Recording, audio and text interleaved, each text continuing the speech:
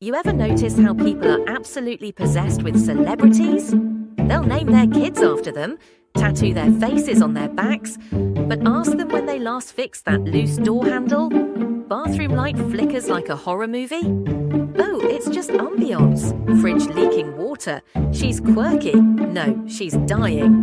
People love rock bottom, as long as it's someone else's. Their own lives are crumbling, but they're too busy watching someone else's meltdown to notice. They'll scroll for hours watching celebrities have breakdowns in $20,000 robes, then cry about how their own life's falling apart while sitting in moldy pajamas and debt.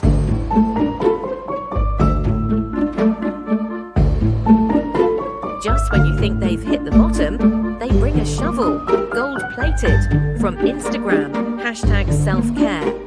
You want to change your life? Fix your damn door handle, then turn it and leave the circus.